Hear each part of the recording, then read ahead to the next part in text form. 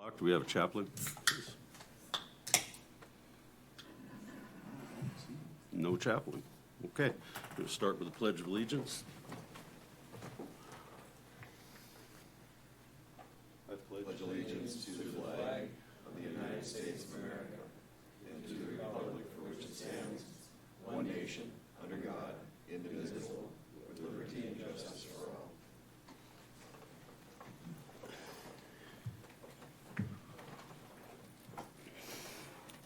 Okay, I'll call the August 4th, 2025 meeting of the Burleigh County Commission to order.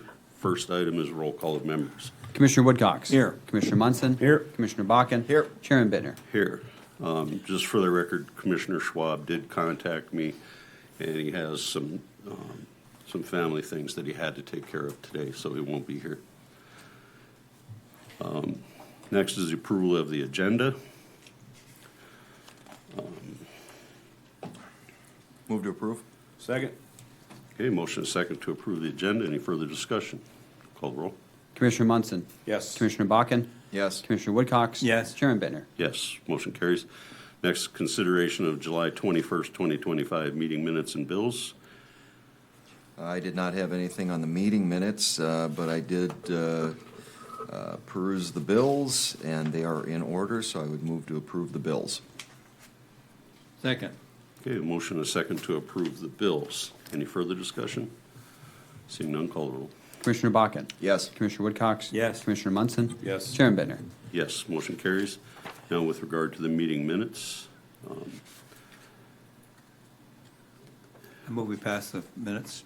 Second. Motion is second to approve the minutes. Any further discussion? Call the roll. Commissioner Woodcox. Yes. Commissioner Munson. Yes. Commissioner Bakken. Yes. Chairman Bittner. Yes, motion carries. Okay, we have a new item that's called public comment, and this is essentially for things that are not on the agenda. Does anybody wish to speak under public comments? If so, come forward. Okay, seeing none. Oh, okay. Please give us your name and sign in. I think there's a sheet there. Good afternoon. My name is Mary Podol, and I will write as soon as I'm done talking. I just want to say how much I appreciate the weed board person. They came out. We lost some tomatoes. Pretty sure it was the spraying of the county, but they did the test, and then the company that they have hired kept working with us, and I just wanted to, I know you guys don't hear good things often, so I thought I do really appreciate that. Thank you. Thank you very much. Thanks, appreciate that. Anybody else wish to speak? Okay, before we go any further, there's something I want to add. Over the weekend, we had a need for moving a bunch of stuff out of the Provident building, and this came up last minute on Friday. So I want to thank everybody that came along and helped. I contacted, well, there's a lot of people involved. First, Marcus Hall, Mary Singer, Pam Binder, Chelsea Flores. They were all involved on this, and we got a bunch of volunteers, and I want to read a letter because this is something you don't normally hear about.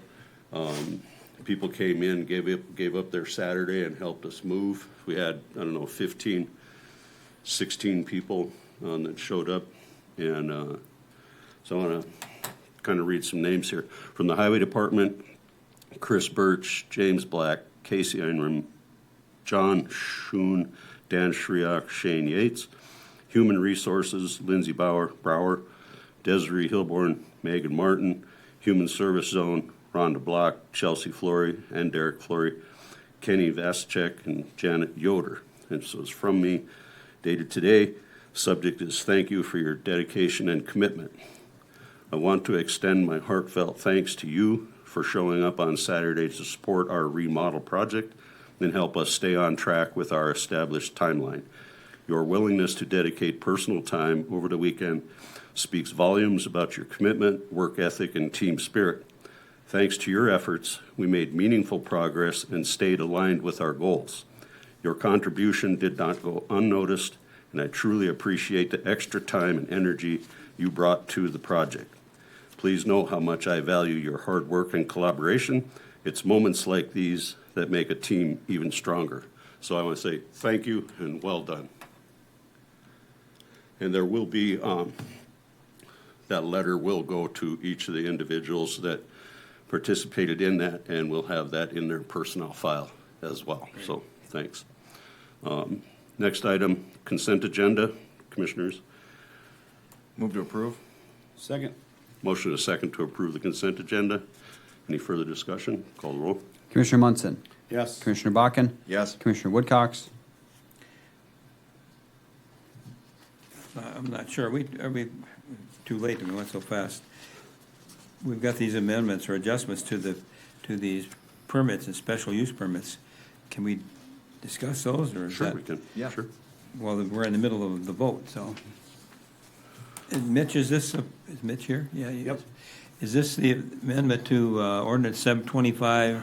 Is that concerning the agricultural recreational use permit that we've been working on? Chair Bittner, Commissioner Woodcox, yes. This was from the last meeting where Planner Monagle presented it to this board, and you made recommended changes, and they were highlighted. What was sent to you was highlighted, the changes that you suggested to make. Basically, it was just a few word changes and some clarification. And this was approved by the planning commission? Yes. Yes. Planning board. Okay, Sorry, I interrupted the vote. It was 2-0 so far. Okay, we'll continue that part. Okay. Commissioner Woodcox? Yes. Chairman Bittner. Yes, motion carries.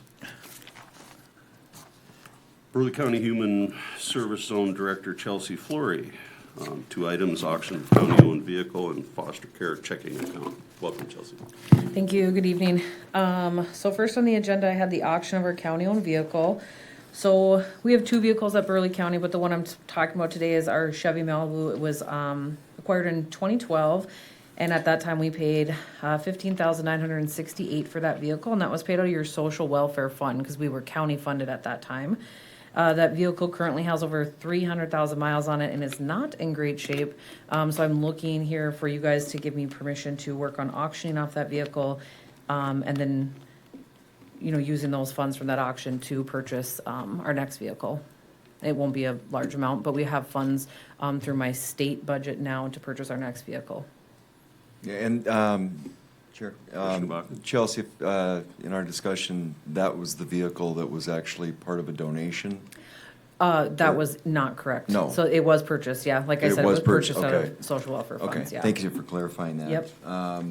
With that, I would move to approve. Second. Okay, motion and a second to approve the auction of the county-owned vehicle. Any further discussion? Call the roll. Commissioner Bakken. Yes. Commissioner Woodcox. Yes. Commissioner Munson. Yes. Chairman Bittner. Yes, motion carries. Okay, second thing I had on the agenda was my request for a foster care checking account. So I think there is information in your packet for that. I feel like it was page 12, I can't remember. But what I'm looking for is your guys' approval for that. I need that for the bank in order for them to allow me to open that account. And this is for children, just for reference, when I'm the custodian of children who receive benefits through Social Security, we serve as their rep payee. This is a separate account because this, the way that they're getting their dollars for this one has different restrictions, so I need authorization to open up a separate checking account. Sure. Commissioner Bakken? And what are you expecting as far as the caps on that, or as far as a revolving dollar amount, or is that? That's what's different in the restrictions they give. So typically my Social Security accounts, then I'm rep payee, for example, could be a cap of 2,000, where this one, it's the guidance that comes from Social Security on that for, and I believe the special use of these funds can be upwards to like 20,000. That's why it's a separate account, because you have to manage them, otherwise they have to spend down. Does that make sense? Because it's a bookkeeping issue as far as having the 2 accounts. So, Correct. with that, I move to approve. Second. Motion and a second to approve. Any further discussion? Call the roll. Commissioner Woodcox. Yes. Commissioner Munson. Yes. Commissioner Bakken. Yes. Chairman Bittner. Yes, motion carries. Thank you. Chelsea. Yep. Lewis and Clark Regional Development Council Executive Director Brent Ekstrom, updating county membership dues. Welcome. Well, good afternoon, Commissioners. First of all, let me apologize for 2 weeks ago. I didn't realize the meeting was at 8 a.m. I'm used to you guys meeting at 5, so I hadn't even finished my coffee yet and realized I made a mistake. Did you guys all get, I believe I sent this ahead of time, I got some information in your packet, so I won't hand that out again. Like I try to do every year, I just want to stop by and talk to you a little bit about what's going on within the regional council, within the region, what we've seen happening at the state level, different things that are going on as far as economic development and housing across our area, specifically to Burleigh County, but a few things are actually across the state. So if you see in the packet that I handed out to you, or the one pager that I handed out, the first one that it has just some information about some of the projects that we have done in the area more recently, as well as we put in there a couple of quotes from a couple of our partners that we work with, some of the lenders in the area, talking a little bit about what we do and how it's important to them to being able to do their job. Like I said, a lot of stuff that we do is we do a lot of small business lending, helping businesses grow and expand. And we are not the only lender on that. We always work with a lender, and so they find our services very valuable. A lot of these projects couldn't happen without us and them teaming up together. So wanted to put that in there. The other information on there, like the front page of that, you can see how we're funded, and that obviously most of our funds come from our internal sources, from our loans and our fees that we charge on the loans. We keep growing what we're doing, allows us to do a little bit more impact that way. But we do require county dues, and one of the reasons we require the county dues is we use that for match. We have to, whenever we go out and get other grants or other different programs, which I'll talk about in a little bit, that we get, we have to get private match for that, or match from another entity that's not a federal entity, and that's where your dues come in. They help us to match that, which then allows us to give technical assistance to the businesses and the communities in your area. So a couple things that we have going on. In the legislature this last time, I did came up with a couple of interesting programs that I want to talk about a little bit so you guys are aware of. And I believe that was in your packet as well. One of the grant programs that they came up with was a rural grocery store grant. And that runs through our organization, right? So when the legislature wrote it, they made that as it would run through all the different regional councils. There's 8 of us throughout the state. This is a rural grocery store sustainability grant. So if you have rural grocery stores in the small communities, and we have 50 small communities throughout the region, not all of them have a grocery store, but many of them do. We are the ones that they're going to help them apply and administer for these grant programs. The other one is a rural catalyst grant, and that's a more of a community-based grant where you have the legislature set aside $2.5 million for that fund. It's going to be statewide competitive. Again, that's going to run through our organization. It allows these smaller communities. So if Wing wants to do something out there, they can apply for this catalyst grant. They can match those funds. It's only for communities of 4,500 or less, right? So it's not Bismarck. It's the rural communities out there. And it is fairly flexible as far as what it's going to do. It can be community economic development stuff. It could be arts and culture. It's really driven by that community. But basically what's going to happen is they're going to make that application. They will work through us to make that application to the state. It'll go to the competitive process. If they're awarded that, then we will administer those grants for them. So those are 2 programs that just came out. The other thing the legislature did is one of the things that the regional council has always been really good about is we're really good about finding opportunities for communities to go out and get funding. But we don't have the capacity to actually help them to apply for those grants. So it's like they come to us and say, well, the USDA has a really good program for that. Here's a guy at USDA. And then they have to go to USDA. And a lot of these smaller communities don't have full-time auditors, or they don't have full-time people that can sit there and spend 8 hours writing a grant. The state legislature in this last go-around here, they actually funded the regional councils, saying you need to have somebody in your office to do that. So we are hiring a resource development director that will not only go out to help these communities as they have, so a community comes up with a program or a project that they want to do, they'll come to us. We will help them research low-interest loans, grants, all of those things, and then not only will we do that, once that's done, then we will actually help them write that grant. And then if we need to, we can help them administer that grant so that make sure that they stay in compliance, because that's one of the things with the federal programs that happen a lot is you have to stay, whether it's federal or state. And we'll tap into everything, whether it's foundations, whether it's state, whether it's local. we'll try to find those different resources. So we're really good about doing that. Now we actually have the ability, or will have the ability, to actually make that next step to actually help those projects actually go to fruition. The last thing I want to talk about is county dues, right? The other thing the legislature did that was probably not as good, right, is they capped you guys, right, at 3%, right? So that's not a good thing. And when we found out about that, my board found out about that, we said, let's take a look at what we're doing here. And so what they did is they said, like I said, we have to have county dues in order to match what we do, so we do need to have them. But as you know, since 1970s till about 10 years ago, we used to charge 0.2 mil per county. About 10 years ago, we went down to 0.15 mil. And when we looked at it this time, we said, you know what? Obviously, you guys are going to have a tight budget, you always do. So they agreed to go down to 0.125 mil. So your dues are actually going down from where they were last year. So last year, county dues for Burleigh County were about $98,000. This year, they're down to $87,000. So it's actually a reduction from what it was last year. We'll keep at that 0.125 until the board decides to change that amount. But we felt that, we view all of our counties as part of the team to try to get things done in their communities. So we're going to tighten our belt a little bit, try to make sure that we still have to have enough to match the grants that we're going after. But we did look at that and said, let's see if we can't save you guys a little bit of money. So it's not going to pay to put in a new highway, but we're hoping it helps a little bit. So with that, I'll open up to any questions that we see going on in the region, or anything that you guys would like to know. Commissioners, any questions? Mr. Chairman, Commissioner Woodcock. I've always been interested in what are you doing in Burleigh County? As far as How many counties? It's like 8 counties, isn't it? we have 10 counties. 10 counties. And several of our programs are statewide, but what are we doing in Burleigh County? Right. Right now, just last year, we opened up the Century View Apartments, was affordable housing. That's 40 units that we just put in there of workforce housing. We currently own and operate. 2 years ago, we did the Boulevard Apartments. That's 120 units there.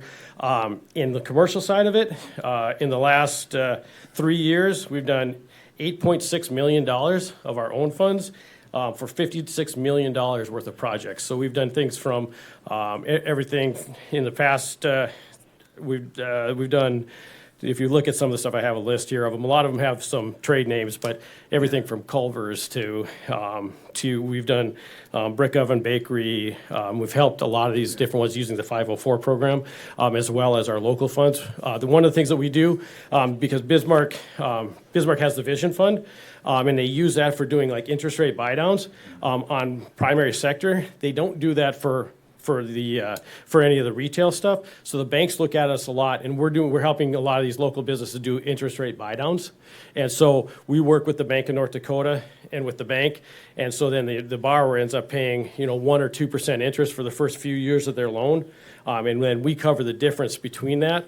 And that gives them a chance to get up and going. So that's one of the big programs that we do in Bismarck and in Burleigh County. So I definitely have a list of all the projects that we have done. I know you do, yeah. Yeah, so we can certainly provide that.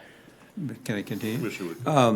When you have an interest buy down, is that a grant or is that a loan? So we do it as a loan. And so the state of North Dakota through the Bank of North Dakota, so in Burleigh County, most places in Burleigh County are 65% is funded by the Bank of North Dakota, and 35% of that buy down is funded by us. Okay. And their portion is a grant. Our portion is a loan. It's usually at a couple percent. And then when the buy down is over, then they pay us back, and then we do that with the next business. So our portion is a loan. The Bank of North Dakota's is a grant. Okay, thank you. I've always been interested in the low-income housing projects. Sure. And the last 2 you mentioned were great. Anything in the middle in that? Absolutely. Okay. I have an application that's going to be going in, and it's a very competitive process, but I do have one that will be going in Burleigh County, absolutely. Great. Thank you. And we actually manage the one up in, I'm trying to think, we manage a number of different properties, like the USDA properties as well. So if there's ones, I don't know if there's one in Wing, but there is one in Wilton that we're managing. I'm not sure if that's in McLean County or Burleigh County, I'm not sure where it falls in, but. In the middle. Yeah, so we do that as well. Great. Yep. Thank you. Any other questions, comments? Thank you. Appreciate that. Thank you, guys. I got Move on, fill my name in. Burleigh County Housing Authority presentation. I don't see any information in the agenda packet on this. Nope, but I'm here to present.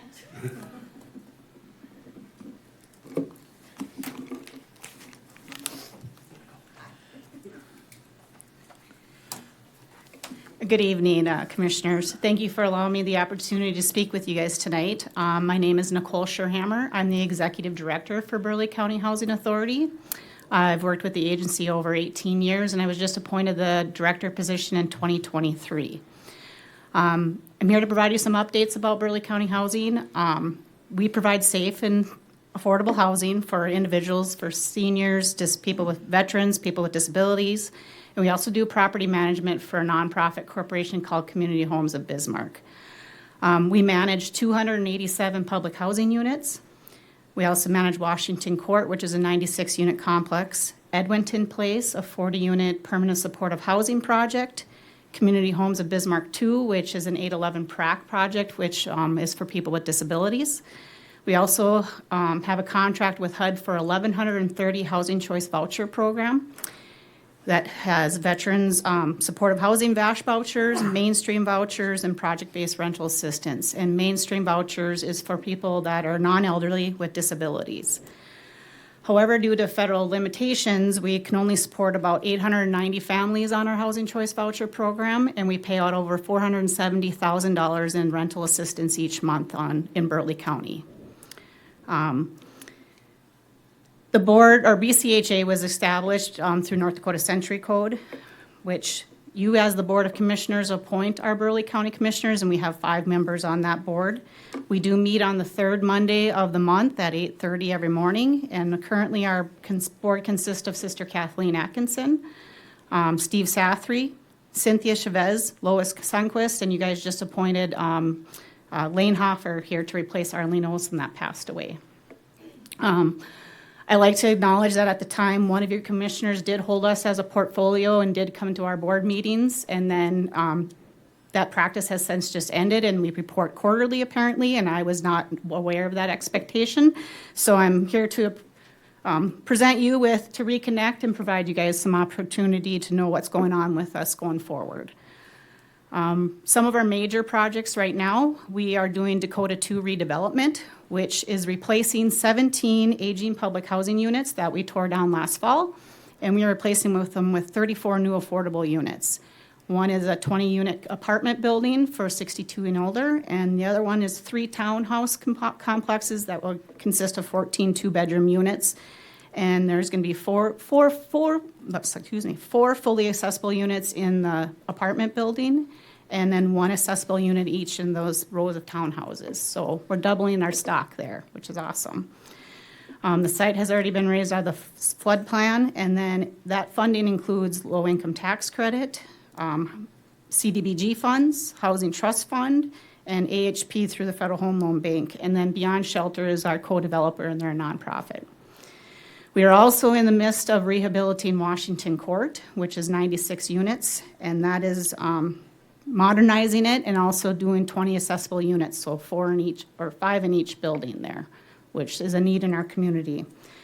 Those funding sources too is also LIHTC, AHP. We received some home funds back in 2019 that's switched over to the North Dakota Housing Finance, and then also Housing Incentive Fund. We're looking at doing some property management transition there to address and reduce the stigma that Washington Court has, and hopefully do a fresh start and improve community perception. We also have Edwinton Place that was built in 2019. That is a permanent supportive housing. That is a very big need for our community with the Housing First model. Some challenges that we do face at Burleigh County Housing is we do have some people that have retired in the last few years, so that knowledge and the background is not there anymore. We're including maintenance is a big high challenge with the turnover of staff, and then plus with our federal funding, how much we can pay in salary expectations. So that's rising property insurance is also another big cost, and that's a challenge. Aging infrastructure, and that's why, like I said, we turned those public housing units into new affordable housing, and like I said, we doubled our stock there. Another one we do have, and I'm sure all of you guys heard, is our bed bugs, and that bed bugs is always something that you're going to have any in property management. But we are currently have right now no active infestation, but we do remain vigilant on, we do heat treatment, early detection, we do quarterly inspections. We've changed vendors in order to reduce, try different chemical company, And then despite our efforts, you know, it is multifamily property that early detection is easy, but sometimes it's not reported on time and it does create problems, but we're trying to reduce that. Also, another new thing is Inspire compliance, and that's going to also affect a lot of our private landlords here coming up. These standards are really high, and especially with public housing, with our old stock, it's kind of hard to pass. I mean, we can pass, but they are hard with, especially with electrical and because a lot of our older homes are the electrical standards are not there. So to reduce or to get those up to speed takes a lot of funding and that we don't have. Right now, we have an overwhelming demand. Right now, we have 144 families on our public housing waiting list, and we have 742 families on our housing choice voucher waiting list. Another thing is our administrative fees have remained stagnant for the last few years, and those administrative fees helps with the cost of our staff. So HUD reducing that budget puts some key concerns on us. Also, they have more HUD regulations going into effect that puts more strain on us. But some of the big key budget concerns is the elimination of home and CDBG programs. Cuts to administrative fees and compliance and operational burdens will grow then. And then currently there's a divide between the House bill and the Senate bill. And the House bill proposes $67.8 billion for HUD, and which is below current levels. And they're the ones that are sharply reducing the home, CDBG, and other key programs. The Senate bill, in contrast, provides $73.3 billion, more than fiscal year 25, which is great. And it's supporting critical rental assistance and homeless programs, although it does not fund new emergency housing vouchers. Implications for us would be underfunding administrative fees. We would have to absorb the rising compliance and reduce service burdens without adding staffing resources. Reduced fundings could limit how many vouchers we can issue, even if technically allowed. Like we said, we're allowed at 1,130, but we're only averaging about 890 what we can budget. Without operational support, even funded vouchers that we currently have could be reduced. One thing that you guys can do to help is advocate for continued federal investment in affordable housing, and then help shift public perception for promoting positive impact for affordable housing. And stay engaged in our regional housing strategies, especially for our rural access and homelessness. Currently, in closing, we serve more than 13,000 people or 1,300 households in Burleigh County. We also administrate Kidder and Sheridan County. We are proud of the progress we've made in the last few years, especially with building Dakota 2 and doing Edmonton and affordable housing. But with your continued support, we can meet growing housing needs while improving quality, safety, and stability for those we serve. And I would thank you for your time, and I will welcome any questions. Commissioners, any questions? Commissioner Woodcock. Mr. Chairman, thank you. Do you get state funding and you get federal funding, and what other sources do you receive? For our public housing and for our housing choice voucher, we get federal funding. Okay, how, does the city? The do city, any we funding? do, like for our public housing, the city, we can get a pilot for our taxes. We pay in a pilot, which is a payment in lieu of taxes. But we don't receive any city funding. We've received some like CDBG funds before to help with Washington Court on like appliances. It helped with Dakota 2 with the demolition of those public housing units. But as for state, we've not. Okay. You ever thought of applying to Burleigh County? It's a good idea. Do you have any money? Well, we've always been in favor of low-income housing of all sorts. We just heard some of what we've done, or what, not entirely, but we've helped. So that might not be a bad idea. Yep. We have received like Housing Incentive Fund and the Housing Trust Fund through North Dakota Housing Finance Agency on some of our developments, Okay. which really helps with affordable, especially bridging that gap. If we could get rid of garrison diversion funding, we could send it to you. See? That would be great. Commissioner Bakken. When did the Burleigh County end having a portfolio holder for this? That I believe, so Dwight Barden was my predecessor, Right. and I know Sister Kathleen Jones used to come to our meetings, and I'm not sure when the portfolio ended here, because I've seen it on the website one day, so. Any insight to that, or? I don't remember details on it really. It just seemed like it was not a, I think that at the time, it was just not seen as under Burleigh County's wheelhouse. Which is kind of a concern, I guess, because people contact us because they Yeah, think I because of the recently- name that it's Burleigh County Housing Authority. And I think it's a misleading name, because people think that we have something to do And with it. that's part of the reason I brought it up, because I was contacted a couple weeks ago about a question with. Right. So I under think century I think we've code, all, see, the Yeah. problem here is that we've all been getting contacts concerning Burleigh Yeah. County Housing Authority, and it's concerning. yeah, so under century code, it says the county or municipalities establish a housing authority, and that's where you guys set the Board of Commissioners way back in 1969, I believe. And then you guys will always appoint our commissioners that serve a 4-year. Jerry, were you on that commission? 1969, yes, I was there. I was going to college, if I remember right, but I was there.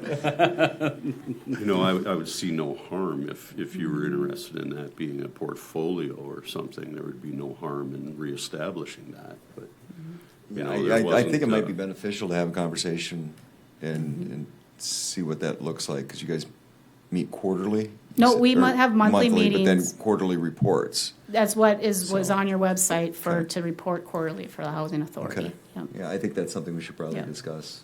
And I do send the agenda to Mark Slanowski here every month for our housing meetings, or board meetings, so. okay, well, you want to discuss that right now? We can, and if. What are your thoughts, commissioners? I'm not volunteering for one more portfolio, I can tell you that. We have part of- good, Well, the only way would everybody, to ever do any funding, we would have to have somebody that was involved, you know, in a portfolio position. So I'd like to learn more about your budget and where it comes from and that type of thing. Of course, we don't, like we just been saying, all we know is we appoint the board members and that's it. And we never hear anything after that, so. So commissioners, do I hear a motion to create a portfolio for that and That would be a accept motion. Commissioner Woodcox's volunteering for that? Are your meetings in the morning? yes. We have so many meetings now, it's hard to It is tell. 8:30, the third Monday of the month at 8:30. So moved. You're all laughing. I didn't hear any vote. Dies for lack of a second. I made the motion. Second. Second then. Yeah, a motion and a second. You okay with that, Commissioner? I'm gonna vote. You just go ahead and do your Any further duty. discussion? Call the roll. Commissioner Munson. Yes. Commissioner Bakken. Yes. Commissioner Woodcox. Abstain. No, I'd be glad to do it then. Well, Chairman welcome Bittner. aboard. Yes, motion Thank you. carries. Okay, you get a new member Because of I the think it's a board. big, it's a component of the county, and I think that someplace we should probably be engaged from a informational perspective, if nothing else. So, Jerry, thank you. And Mr. Chair, if I can, Commissioner Wilson. as you said, from the meetings that we've had the last couple, besides the phone calls we've been getting as commissioners of some concerns, I really appreciate Jerry stepping up, because I think it is the right thing for us to do. Okay, anything else you want to add? No, I should probably get your cell number. You want to write your number down? sure. Okay, because I'm going to need to get a hold of you one of these days. Thanks for coming in and taking the time. Yes. You're welcome, thank you.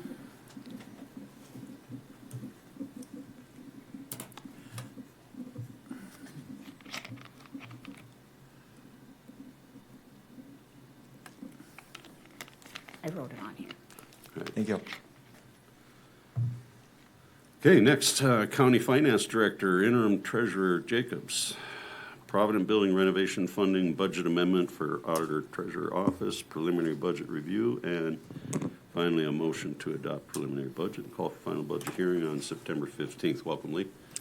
Good evening, Chair Bittner and Commissioners. First, can I ask that item 10B, can we table that and bring that back in a couple weeks? That's the budget amendment. Yes. We gotta, I think, meet with some folks about that. Yep, it's easy enough to do. We'll just remove that and add it to the agenda for the next regular commission meeting. Okay, good, thank you. First item is the Provident Building renovation funding. We met with bond counsel and the underwriters last week about bonds. And there's a couple different options under the Century Code. Really, we have a lot of range here, anywhere from 5 to potentially 20 years. And so, you know, the longer option would be through a capital projects levy, and the shorter option could be just a general fund, it's called a limited general obligation or something like that. But that option would be limited to 5 years without a vote of the public, which I think the vote of the public just might take too long. It's just my concern. It's just a whole thing, but maybe that's something we could discuss. The capital projects levy is subject to a referral, but those are uncommon. So it's something that's just within the authority of the commission to go up to 10 mils on a capital projects levy, and bonding is kind of falls under that authority. And we're currently at 0, so we have no capital projects levy. And we would not require 10 mils to do any kind of funding, any amount of funding for this project. It wouldn't be that much. I forwarded the email that I received, and the 2 scenarios that I asked the underwriters, Colliers, to come up with were a $16.5 million, the full amount over, say, 20 years was scenario number 1. And the second scenario was a shorter window, the 5-year window, and $10.5 million, because that would utilize the $6 million that we had received from the ARPA funding. And there's a range in there. It's not an either or. I mean, I believe you could do, $8 million for 20 years, that type of thing. So there's a range. I just asked for these 2. So I guess it's the second scenario that I just described. The $10.5 million over 5 years would be an estimated annual payment of $2.35 million with an average bond coupon of 4%. And then the first scenario that I mentioned, $16.5 million over 20 years, would be a $1.35 million payment and a bond coupon of 5.66%. Right now, I as a placeholder in the budget, I put what I thought would be like the maximum possible bond we would ever conceivably issue, just because. And so that amount is $3.7 million per year. And the reason I did that is because with the preliminary budget, we can come down for the final, but we can't go up. So if there's some sticker shock when you're looking at your preliminary budget, that's the reason. I hadn't yet received this estimate when I put together the budget. So I just started with the max, just knowing that we would whittle it down. But as far as these bond scenarios, or maybe the different options, capital projects versus general fund, or anything else that I mentioned, I could stand for any questions. I don't have a whole lot else to say at this point. Commissioners, questions? Comments? Mr. Chairman, Commissioner Woodcock? we got the ARPA money that we dedicated to the Provident Life Building, so there's no way we should not be spending it on that project. I mean, that's sitting in the bank withdrawing interest right now, and so we can't think of what the total cost is. We just deduct the total from 6 million from that, or plus interest. I think it's drawing interest, isn't it? So it's more than 6 million, so better be drawing interest. So we're down to where we're looking at 10 million, or 10 and a half, you can call it 11 million, you'll be at 17 total. So let's consider how we're gonna finance the 11 million. In my mind, we should be thinking about taking some of it from reserves and borrowing the rest, whether we borrow it in a bond. I'm not real hopped up on bonds, but if we get a low-cost loan from Bank of North Dakota or something like that, and pay it off as quickly as we can. I don't like a 20-year commitment of $1 million. That's dangerous, I think, and it's a long-term, hard commitment for us to tackle. So that's my original thought, strictly on the table for discussion. Well, it's consistent with what I've been thinking, but go ahead, commissioners. Yeah, and I agree on the 20-year too, Jerry. The one thing I'm always cognizant of is tying other commissions' hands with things, and I think that would be burdensome for future commissions as well. So, you know, when I'm looking at projects, it's like, okay, we put that project at the table, and it's our job to get that wrapped up. So, sooner the better would be my thoughts. Chair, Commissioner Munson? I'm in the same boat. I would like to see, I would like not to have a $10.5 million bond in that 5-year maturity rate. I'd like to see what our options are to find some more of our reserves to buy that down, and if it was 7 or 8 million that we were bonding, that would feel better as well.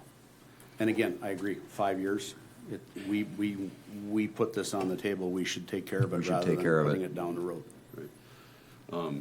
Well, we've always said, you know, we do have sufficient funding to just do the project and be done with it, you know. One of the big concerns that we will have moving forward, I think, Lee can kind of share some information, but in the not-too-distant future, we're going to have an issue where we're bumping up against the top of the cap for what we can have in reserves. Right. And I don't know what the punishment is for having too much money on hand, but the fact of the matter is, we don't necessarily have to borrow any and pay interest. We are gaining interest on having money, so it's kind of a trade-off. You know, we've got the money that the interest would offset the interest on a bond if that's what we decided to do. But Well, and one of my thoughts too, though, is I think, and it's maybe a nuance, but because of the legislature not addressing situations like ours, when our taxpayers decided to go ahead with the sales tax, is that a different pot? We don't really know right now. So when you're defining reserves, what's the definition of that reserve? And traditionally, it's been for property taxes is the bulk of that. So I don't think we're in the state model, in the state formula, so I think we do have a little bit more latitude right now to make the best decisions for our taxpayers at this time, and I think we should keep that in the back of our minds when we're making decisions. Mr. Chairman, if I remember correctly, not this year, but the last 2 years, we've overtaxed the public because of budget numbers weren't exactly right. Am I correct in that? So that money went into reserves, right? Correct. Okay. So what does that amount to roughly? About 3.8 million last year. And I think it was just the 1 year. 1 year, 3.8 million, okay. So if you take the 16 and a half, you deduct the 6 from the ARPA, you got 10 and a half left. If you take 3 or 4 from what you're talking about, we overtax. In my mind, that should go to something, we can't just let it sit there and do nothing with it either. And we're already going to reduce the property tax dramatically. You sent a memo saying it's going to go down 40 or 50% this year, and then next year it'll even be more because we've got a full year of tax collection. So it wouldn't bother me if we used our reserves. And at what point are the reserves? 20.3, 20.4 in the general fund, January 1st. Okay, and what the rule, the state rule is what, 25 to 40% of we have to have? It's 75%. 75% of your appropriation. Okay.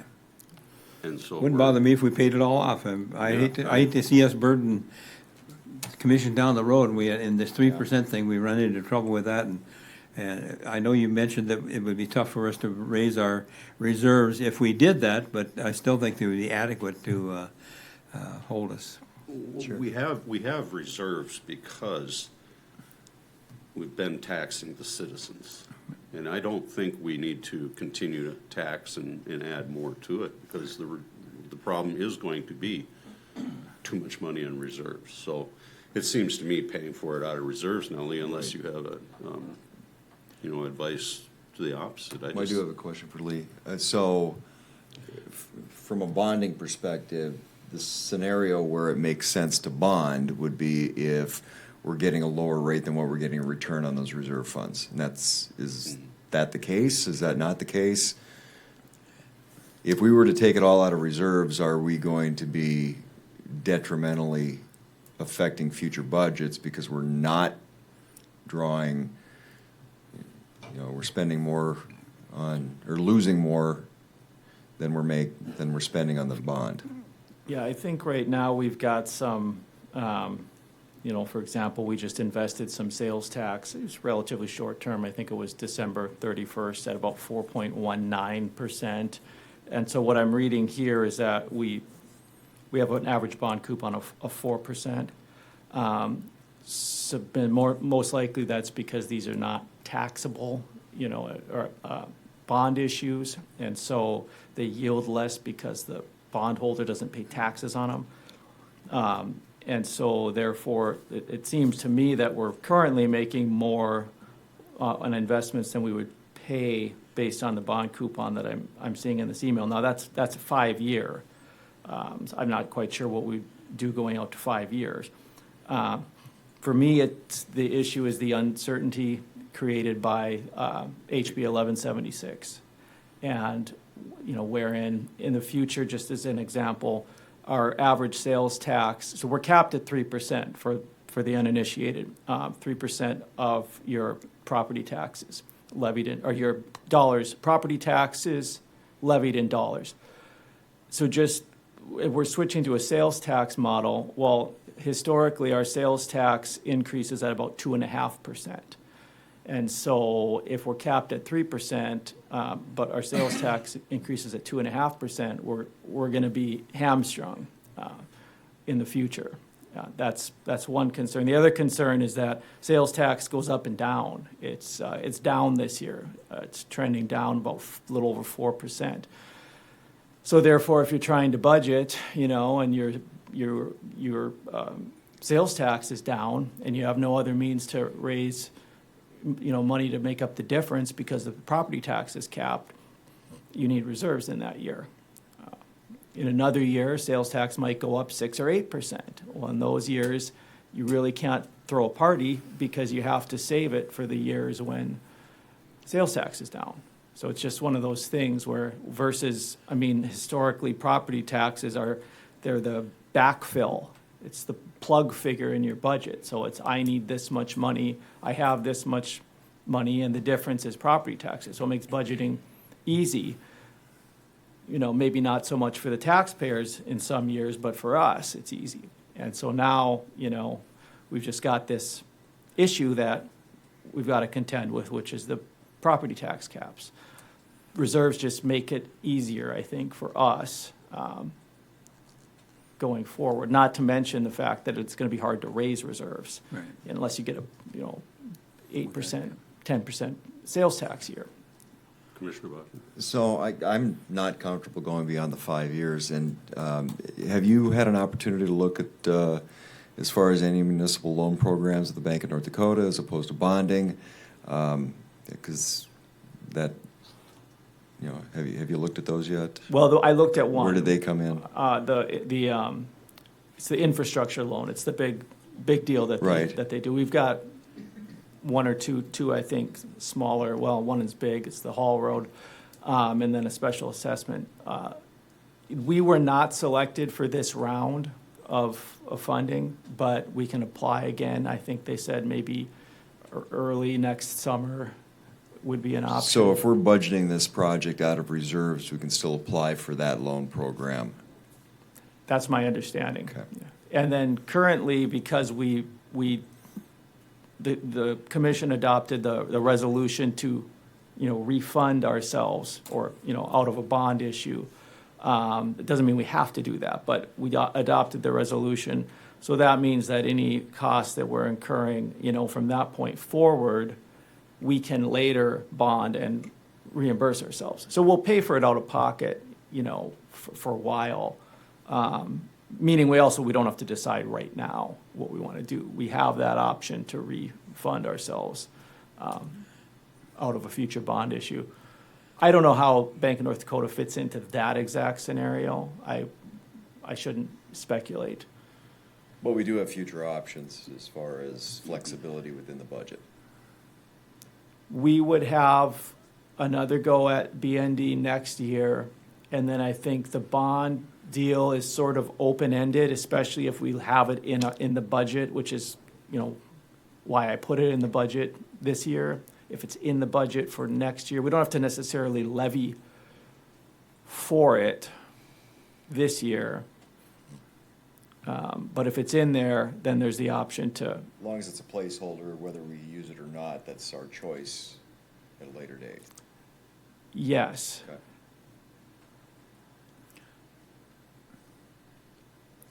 Mr. Chairman, Commissioner Woodcock. couple things. I have not heard anybody talk about any other capital improvement projects that we are having that are major. I mean, we always have smaller things for the road department, all that, but that's a different funding source entirely. But other than that, we're not building any buildings or anything like that. Our equipment needs are in good shape, so as far as I'm concerned, I'd just as soon as pay it off and be done with it. I think that makes sense to me, simply because we do have the money. We know that we're gonna run into the cap anyway, and we have options in the future, as he's laid out, if we've gotten a pinch, and I really don't see that happening right now either. I don't have a crystal ball, but, I think Well, we that, got a parachute just in Mhm. case. yeah, there's options. We're not, I don't see any harm in that path. If, use the ARPA funding and the, and reserves and just get her done.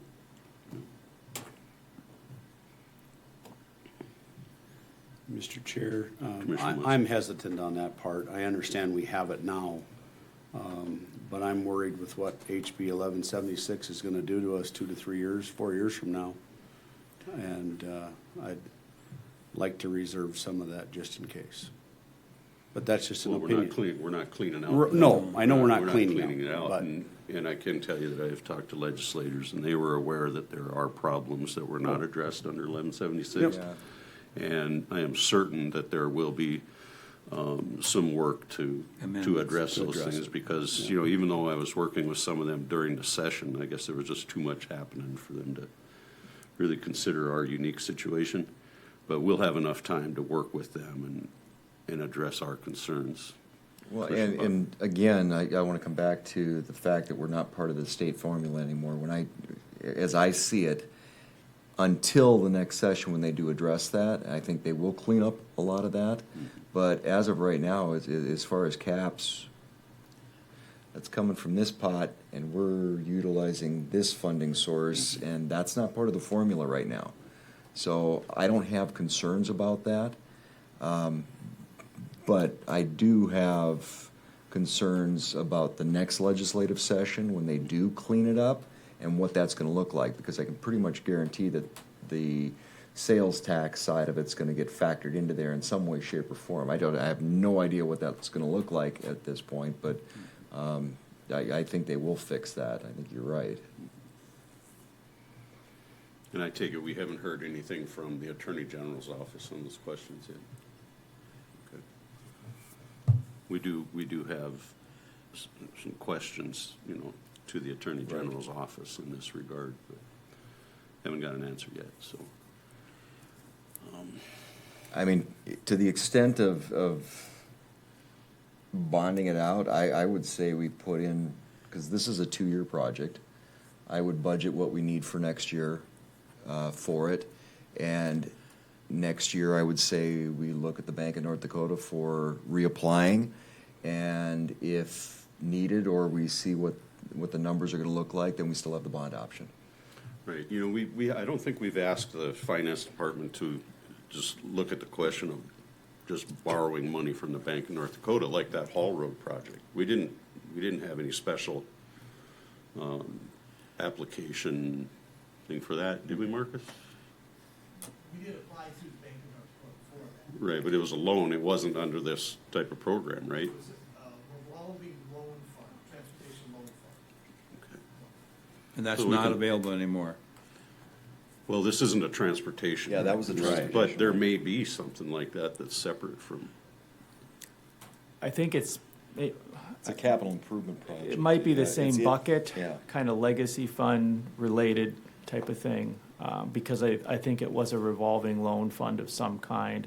It's the infrastructure, FIND, infrastructure revolving loan, something like that. It may all be in the same bucket, just a different, They had part different of it. streams for it. Yeah, that's my thought. I'm not sure.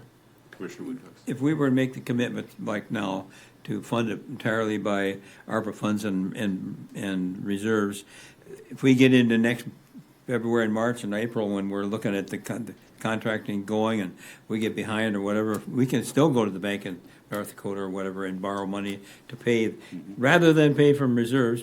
If we get a difference in the legislature and they say, uh-oh, we're in trouble, we don't have to pay it all by that. We could bond it back at that point, right? Am I? I think we have pretty significant, latitude to bond in the future. I don't know exactly how that all works, but because we've, again, resolved to refund ourselves, there's the option in the future to, all those expenses, as I said, that we incur from that point forward are refundable. I'm not entirely sure of the, when and how and all that legal side of it, but I think we have some time. We're Although, not gonna get stuck here. Yeah, You we're know, not gonna get it's- We're not stuck. stuck. So again, I would iterate, I think we budget year one of the project with contingencies in the budget, and we can address that in next year's budget. If we need to look at the bonding, Bank of North Dakota, some different funding options. If we don't feel at that point, we want to pull the rest out of the reserve fund. Right. Sure. That seems to make sense. I don't know that there's any motion or anything required on that. Yes, I think so. You do? Mr. Chairman, I would move that we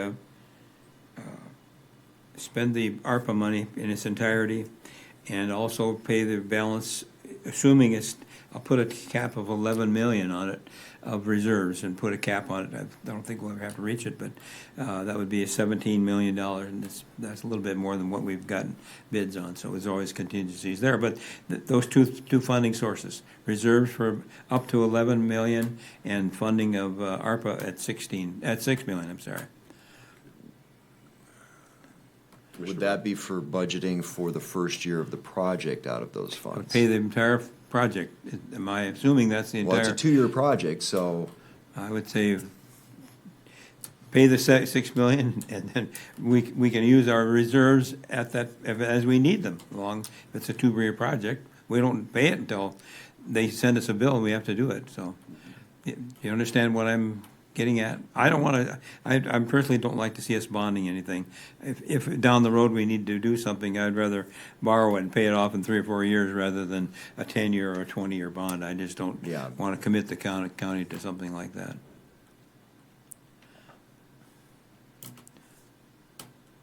That's my motion. Okay, I have a motion. Is there a second? as long as we have the flexibility to be able to look at year two on where we're gonna take that funding from, I would second that. And we do. Yes, we do.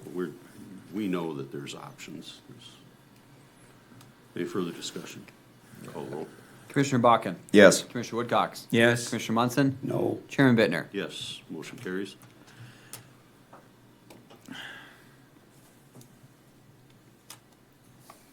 Okay, now The next item is the preliminary budget. I guess if it's okay with with the commission. I was late finishing this. I think I sent it out Friday evening, and so therefore it didn't make it into the packet. And so if it's okay with you, I would just read this brief budget letter into the record. Burleigh County Commissioners, attached you will find the preliminary budget for Burleigh County for the calendar year 2026. The document contains the budgets for the general, special revenue, debt service, and capital project funds. The effects of HB 1176, which cap property taxes at 3% of property taxes levied in dollars, informed the budgeting process. For most funds, we calculated the maximum increase allowed under the caps and included that figure as the levy. For the general fund, we followed the same methodology but reduced the result by the estimated sales taxes collected for use in 2026. Under HB 1176, consideration is given to the total amount of property taxes levied in dollars rather than on a fund-by-fund basis. Consequently, the significant property tax reduction provided by sales tax, which is expected to decrease further in FY 2027, created the bandwidth to add mills to the highway levy at the request of the Budget Committee. Another noteworthy item is the addition of a levy for the Provident Building renovation project. I'll just skip that paragraph because we just talked about that. Save everybody the time. Also related to the renovation project is the capital project budget. Although we intend to use this budget in the coming year, the Commission adopted a reimbursement resolution which gives them the ability to reimburse the county for renovation expenditures out of a future bond issue. Therefore, although we are budgeting essentially the entire capital projects fund in FY 2026, it is expected that the fund would be replenished under a bond issuance. We calculated the general fund levy using the maximum levy formula found in HB 1176. The total came to $22,775,178. From this, we subtracted $16,168,514 in sales taxes earmarked for FY 2026. Note, due to the timing of the Home Rule Charter vote, the 2026 year uses only 9 months of sales taxes. Subsequent years will use 12 months. The difference of $6,606,664 is expected to be collected at 95% due to the 5% early payment discount for net property taxes of $6,276,331. I go on to discuss how we added the levy to that. I guess I'll continue with that. To this, we add a levy of $3,900,000 to make the estimated bond payment. So what this is saying is basically you're going to see a bond payment on the general fund appropriation. And then based on what we just discussed, we can leave it there if we want bonding on the table next year. That would just allow us to spend, actually, I take that back. I think if we're not going to levy it, we don't necessarily have to have it in there. But you'll note that item. It's part of what's driving up the general fund appropriation, I guess is what I'm trying to say. So if that number looks really big, it's because it includes this bond payment. So in total, the general fund utilizes a levy of $10,515,999. Now, ignoring that bond payment, we're back to $6.6 million. This is versus, I think, 21 last year. The total levy for all funds for which the county has taxing authority comes to $21,897,810. A summary of expenditures and revenues for the 2025 general fund balance is, or rather the 2026, it was a typo. So we're expecting revenue of $41,703,000 and expenditure of $46,890,000 for a difference of $5.1 million. Again, that includes the levy for the bond, but if you remove the levy, it's coming out of both revenue and expenditure. So you're still going to have that difference, that budget deficit of, $5.2 million. I go on to say that this difference, this deficit is made up using general fund reserves. Please note that the difference is a budget deficit only, and we do not anticipate that actual expenditures will exceed actual revenues in the general fund during FY 2026. Therefore, we do not anticipate requiring the use of general fund reserves during FY 2026. We anticipate further refining of the budget between now and the final budget date. One of the things we're required to do is estimate the current year-end revenues and expenses, and those schedules are in the email that I sent out. Basically, we're, I think, going to finish the year flat or maybe a little bit in the black. Meaning that our revenues may exceed expenditures a little bit. We may add a little bit to reserves. I don't think we're going to end up in the red at the end of this year. It's just trending to be, as I said, pretty much flat. And then next year was, pretty similar, flat to maybe slight increase in reserves. There are some changes in the presentation of the budget. I think I mentioned that in an email, but a couple of items from memory are that we've broken out the treasurer and the auditor departments. We've broken out finance from the county board. We've broken out some of the boat ramps. We've broken out some of the parks. And we've broken out risk management from human resources management. And one other item is that, and this may require board action, we've got a Provident Building Fund. That fund existed to basically manage the rental revenue from the building when we had tenants, and also to pay the expenses out of that revenue stream. We accumulated a fund balance in that fund, and then now we have no tenants. We're looking to occupy the building. And so what's left of that fund balance has been paying certain expenditures. Among them are like the director of facilities salary and a couple other significant line items from the facilities budget. I don't think we're going to have enough money in that fund balance to fund next year if we just keep doing things as we've been doing. It's like $500,000 we think we'll have left at the end of the year. So the recommendation is to just simply close that fund and create a facilities management department within the general fund, and just move the expenditures that were in that Provident Fund over to the general fund. Facilities has budgets kind of all over the place. They have some budgets, and some of their budget comes out of the courthouse, some comes out of the detention center. We would just leave all that in place for now and just strictly move the Provident funds over to the general fund. It's probably a better place for it because they really don't, they're not just providing services to that building. It's for the whole county.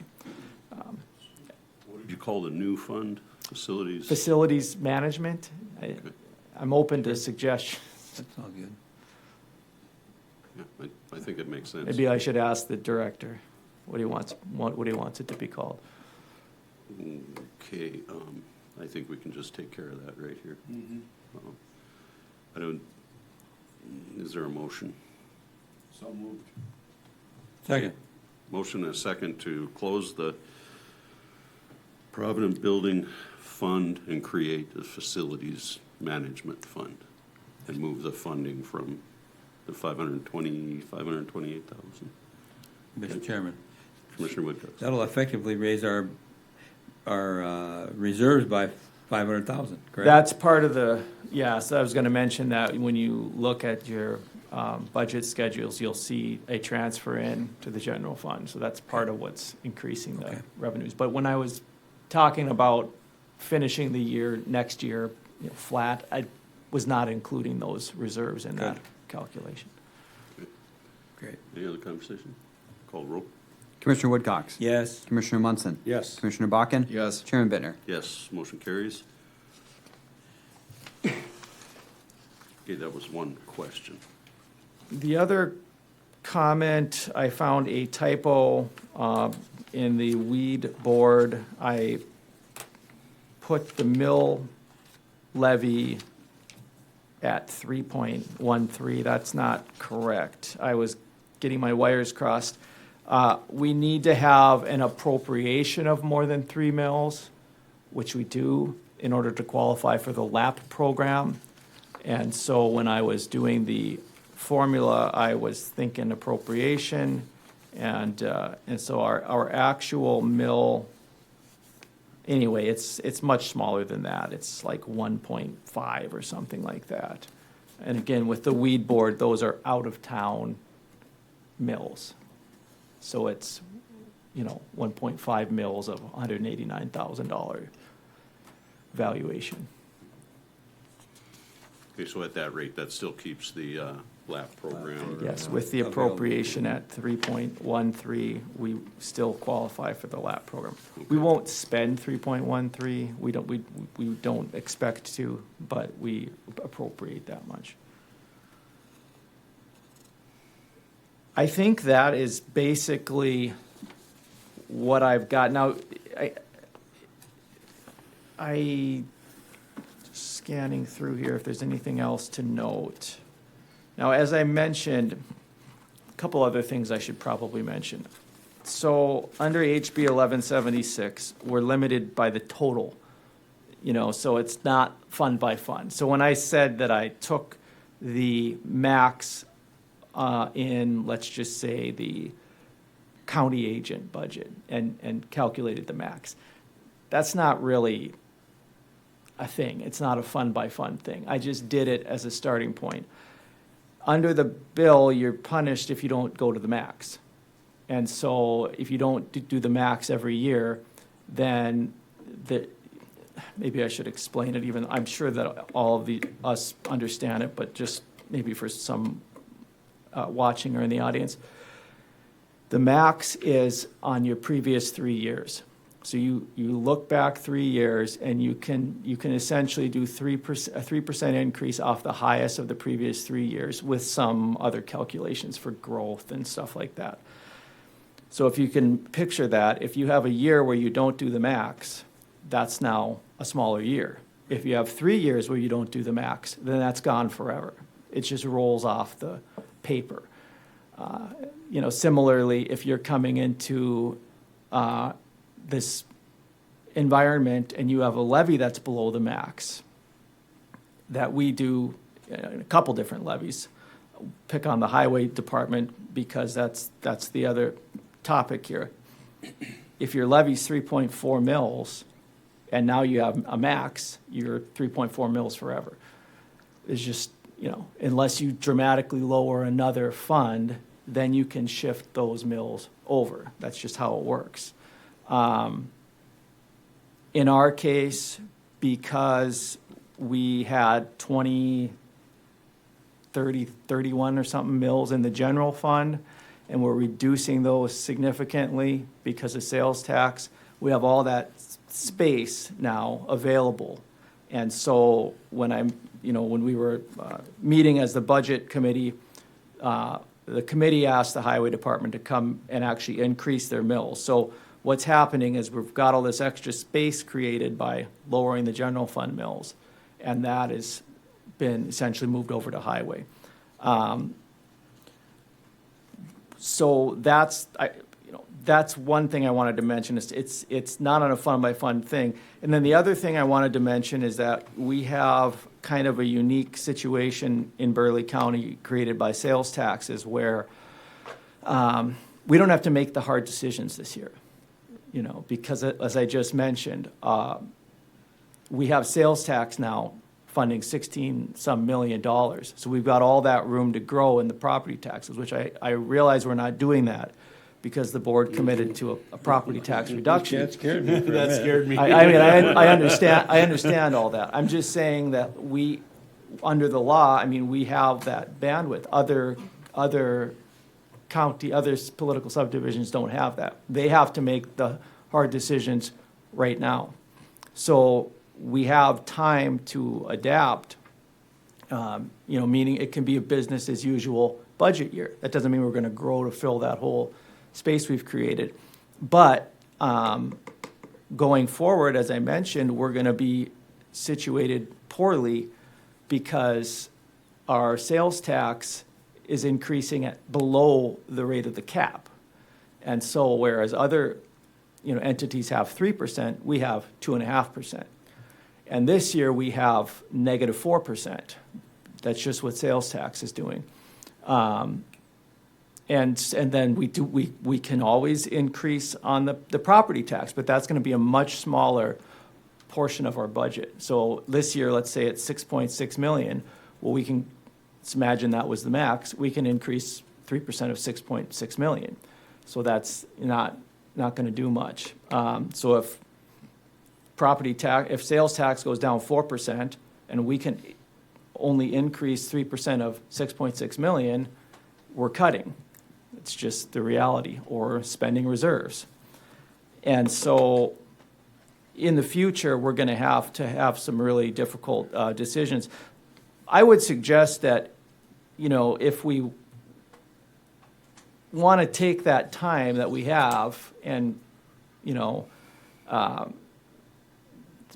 that other counties don't, we want to take a year to figure this out, that we would get real serious about it, pretty soon after the budget and start having maybe meetings as departments, or maybe it's my responsibility to bring this to the department head meetings and start talking about what does it look like if you have a year where we're going down 4%. What would you do? What would you bring as a budget? And start making those plans. I hope that makes sense. I think I've said plenty. I can stand for any questions. Commissioners, any questions? Mr. Chair. Commissioner Munson? So Lee, in the past few years, the citizens in Burleigh County have received, if they applied, a property tax credit through the state of $500. What was that revenue to Burleigh County, and what's anticipated now that it's $1,500? Obviously, 3 times the amount. But what is that dollar amount that the state will provide in relief to the residents? I think it was 10.5 million that we got to distribute to everybody. Our portion of that was like 1.8 million, but that's dollar for dollar. It's just, it's like you're taking it out of your left pocket instead of your right pocket. It's not, Right. More money. So then with 1,600, it would be, I guess 3 times that, maybe, what is that, 5 million? 5.4. Something like that. Yep. Yeah. That the state is providing, that is coming off the tax rolls, essentially. Yeah. Yep. So when you- Well- when you take your total budget, you subtract that, you subtract the sales tax, that's when you get down to the mills that we're charging the residents, and that's why that number keeps dropping. When we start looking at the 3% of that cap, that number gets pretty small as our sales tax grow and as the reimbursement from the state comes as well. Yeah. Although I think the 3% would include the PRC. It's just that the state would be paying the citizens' portion of that, or the citizens would be paying it through the state. I mean, however you want to look at it. But the state would be paying that portion. We would still get to use 3% of that total. Of that total. Yeah, of the amount that the taxpayer paid plus what the state paid. We're still levying it. It's just that the state is coming. It's a credit, so it's Okay. like it's still a tax. The state's just paying your portion of it instead of you paying it. Oh, I appreciate that. I thought it was the other way, so.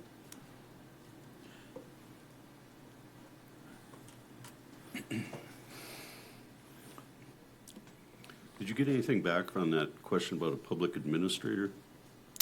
I did not. I sent it, I think, the 30th or 31st. And, for all I know, that individual's on vacation or something like that. But I can reach out again, maybe try somebody else. Okay. Now, the reason that we ask is that it's our understanding that the public administrator is paid for by the state of North Dakota, but there's like a $25,000 item in the budget for that. So we're looking into, is the state actually paying or not? And I think it's administered through the North Dakota Association of Counties. I think that's right, because I was able to find somebody on the website that, did that. Mr. Chairman, Commissioner Wood. so the process is tentatively, or if we approve this as a preliminary budget, it's set at whatever the total is. We cannot go above that. We have to, if we want to do anything to it, we have to reduce the amounts. Is that correct? I think that's so. My understanding is it's more about the levy, but in other words, you can't increase the levy from what you set at the preliminary. But you could potentially move budget items around, or maybe if you wanted to fund something with reserves, you could include that.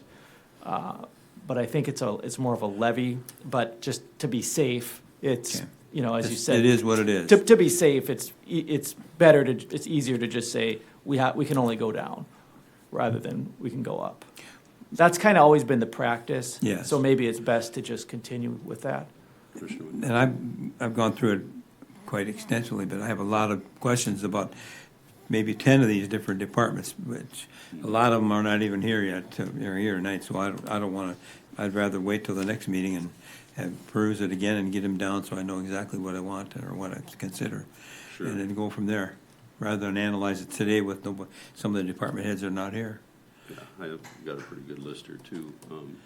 Commissioner Bakken? I think it's a little disingenuous, because basically what the legislature did with that 3% cap is incentivized municipalities to put a higher tax burden out, at least up front, on the citizens. So that makes just sense. does not sit Doesn't well make with me, sense. and Well, that's something we're not going to do. So, and that was a discussion I had with a lot of legislators, that it's like, you realize what you're doing. And I know a lot of political subdivisions that turned around and started figuring out how they can max out their budgets right away, and because of that 3% cap. So hopefully that's something that does get addressed next session, and I think it will, but it just does not sit well that that's the way that they did this. So, rest assured, that's not the path we're taking. Right.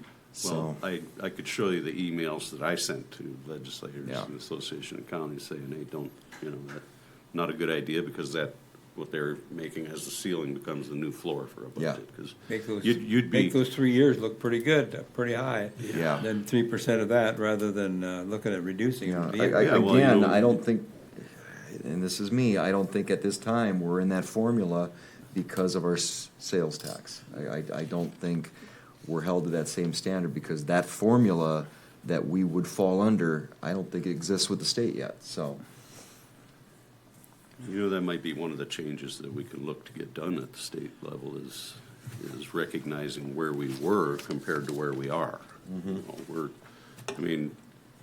If the sales tax, and this is a great thing, I think the sales tax is just one of the best things.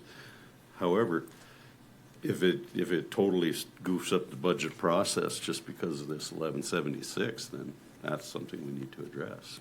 So we'll get there. Yeah. I didn't see a need for making any changes yet on the preliminary budget, because there's obviously a lot of things that we're looking at. I do have a question that has not been answered. That's city recreation. It's good old city of recreation. Yeah. What are we doing with What it? did we end up doing there? I thought we were going to rescind that JPA. It never got brought back up. Personally, I wasn't gonna bring it up because I believe in it. And What we do they ha- do? I guess that's the biggest. Right, and so they are collecting, there's 0.65 of a mil that goes to waterfront recreation, including our boat docks and their boat docks and parks and things along that, including security, police force involvement in those ramps as well along the river. Okay, so I have a question, though. They're removing a boat dock. I'd really like to know what the waterfront recreation looks like, and anything on the water, we're providing with the sheriff's department security on the water. Within So- the city limits. Right. Right. So, City doesn't have a boat. yeah, Fox Island? don't have a dive team and all that. Yeah. Right. So when you're talking, I'm under the guise of waterfront activity. That seems to be lacking. So, Well, here's my and you know where I sit on Oh, I know. this from the Yep. past. Yep. So, Yep. Well, my thoughts on it is the city has its own levy authority. The Parks and Recs has its own levy authority. They do. This is like a hidden tax yeah. on the citizens. And that we frankly, just- Parks and Rec that we collect stand it and in- just hand it off. in the way of some waterfront things. So, Now, my understanding of the original agreement came back when Burleigh County asked Parks and Rec to take care of Sibley instead of having it within their own park district. That was my understanding as to where it was initiated. And how did that morph into a city? It used to be a levy? They The- gave it- Burleigh County gave it to the Parks. city. Yeah, and but So we asked them to manage it, and they then eventually took it over as one of theirs. But that's where. the park the district, but park not the district. city No, side. not the Yeah, city side. not the city Not the recreation city. side. But the tax is called city recreation. And it goes to the park district for their efforts along the riverfront. Again, I yeah, don't see I'm a not lot of seeing that. recreating along No. the riverfront on the city part, so. I think that it's just something that needs to be We need to within the look into, yeah. Parks and Recs budget if it's recreation or the city's budget. This city recreation category seems to me to be disingenuous. I just think it's wrong. Yeah. And so I guess the question would be for the auditor, if we just left it, you didn't contact them about making a change to that? To my understanding of the agreement, they have to be given a 1-year advance notice in order to get out of it. Correct. And that action was not taken by this commission last year. Because I think those are funds that we could utilize for county residents in a much better fashion, whether it's out at Missouri Valley Complex, for example. That would be a better use of those funds.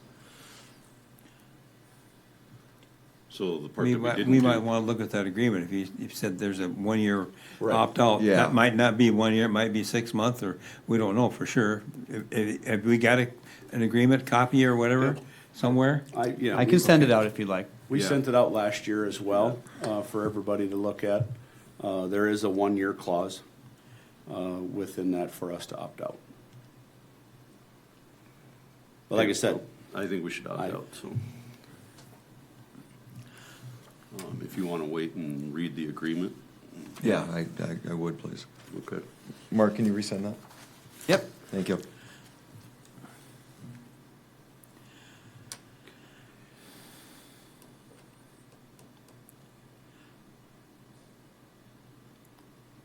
for Lee, if you would, Mr. Chair. Yeah.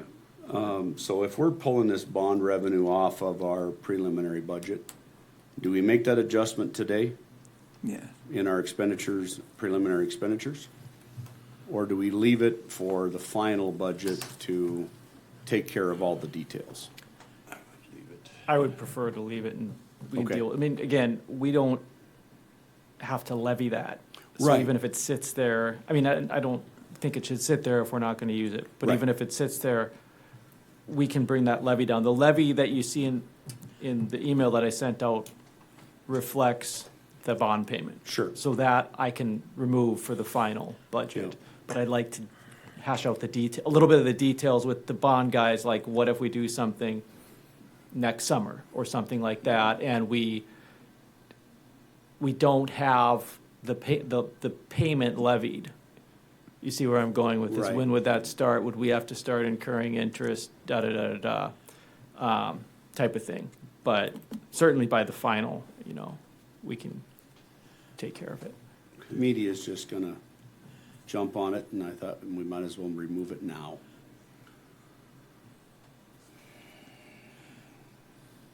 Nobody understands budgets the way Lee does and we do, working through it every day. But the general public is gonna see from listening to this meeting that $3.9 million in the general, or in this budget. And if it's not something, if we've just made the motion to pay for it out of reserves, there's no reason for it to be in the preliminary budget. Well, there is the reason that he gave. Yep. It's just an insurance, basically an insurance policy in the The meantime. final budget, we can go down. I think the public is more concerned about what that final number looks like. So we intend to go down, we will go down. So Without a doubt, we yeah, intend to it's go just down. until we hit the final budget, I think Yep. it probably gives Lee a little bit more flexibility to make sure that Time. and time. Yep. Yes. About the only question I would have then, Lee, is does this budget, this preliminary budget, stay within that 3% cap? No, I don't, well, it's hard to say because we had some items last year that were not on the budget that probably should have been. And so the total that you see at the bottom is not really comparable with last year. You know, the general fund, if you remove the bond payment, I don't think it does. But again, I don't think it, in fact, I know it doesn't, it's not within 3% of last year. But again, you know, HB 1176 is a cap on the property taxes rather than on the budget.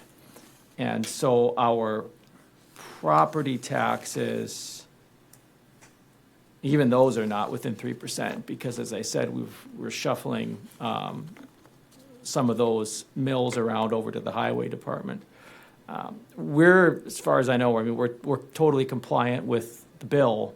We have a unique situation because we have just created, you know, whatever it is, 20 mills with sales tax. So we're still within, we're actually well below 3% if you look at the language of the bill. But our situation is just totally unique from what probably any other county's dealing with. I mean, right now, probably, you know, like Cass County has to be within 3% because they don't have another funding source. It's all property taxes. So no, but I guess back to answer your question, no, we're not within 3%. But we will be eventually. We We're- have to well- be. We have to be. By year 4, I mean, again, we are within 3% of property taxes levied in dollars. By year 4, we're gonna be in the same boat as everybody else. Meaning that, we won't have this bandwidth Yeah. created. That'll scroll off the page. But for these next couple of years, we do have a unique situation where we can maybe take some time to react to this, which I think will take pretty significant, you know, meetings and planning and scenarios and so forth with department heads as well as the commission. Mr. Chair. Commissioner Munson? Lee, we had talked during the budget meetings that we had talked about creating a capital improvement fund.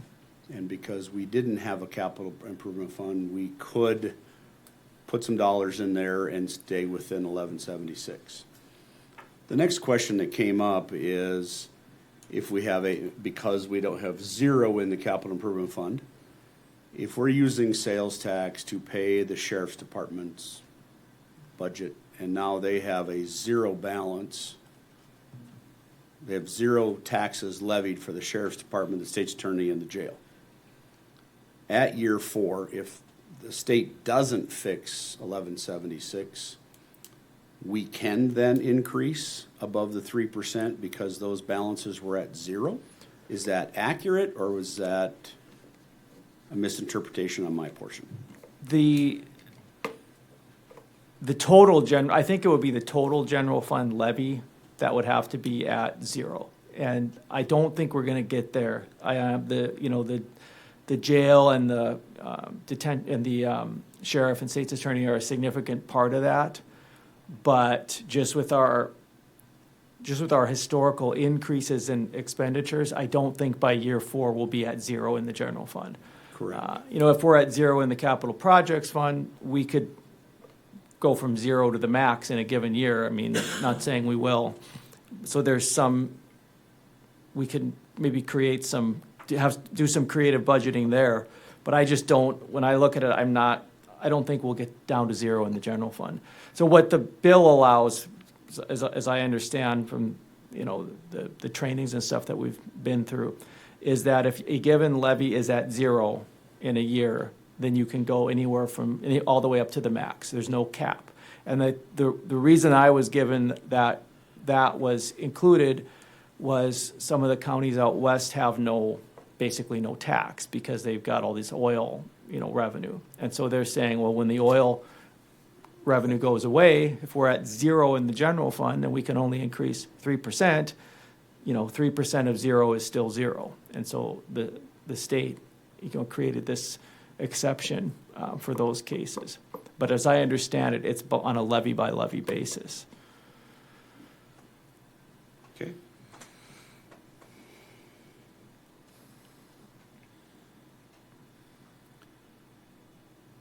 Well, so the question is whether to adopt the preliminary budget and call for a final budget hearing on September 15th or not. Mr. Chairman, I move that we adopt the preliminary budget as presented and call for a final budget hearing September 15th, and we peruse these preliminary budget figures religiously so we can do the best we can to hold them down as much as we can. That's not part of the motion, but that's Why not? That's a wish list, I guess. It should be part of the motion. Well, clearly our intent is to reduce the preliminary budget. There's Right. no question We on always that. do. Second. Motion and a second. Any further discussion? Call the roll. Commissioner Munson, No, Commissioner Bakken, Yes. Commissioner Woodcox. Yes. Chairman Bittner. Yes, motion carries. The hard work will be coming Thank you, Lee. up. Thank you, Lee. Did you have something? For other business? Yeah. Yeah, two Other things. business. Two things. One, is there anybody from Summit Carbon Solutions here? No? All right, thank you. Second of all, tomorrow, our conversation, and you saw the preliminary agenda for the ETA discussion. So I was just curious if anybody had any thoughts of what that looks like. Tomorrow's more of an informational piece and just kind of 4 o'clock. start the ball rolling. Here? Yeah, 4 p.m. tomorrow. So, Here. yeah, you saw the agenda. So, any thoughts or anything you wanted to add into that? We just got to start somewhere. Yep. I mean, because back previously with the previous commission and on the city side, myself and another commissioner had plenty of conversations with the county, and we couldn't get the ball rolling, and I'm hoping that we can on the county side now. So, One thought, I'd like to have a map of what the current ETA line is, because. Good luck. Well, that's very important. I mean, Yeah. it moves and it doesn't move, and some say it's a 1 mile and some say it's a 3 mile, and. yeah. Mitch, do you So have what's the latest statistics?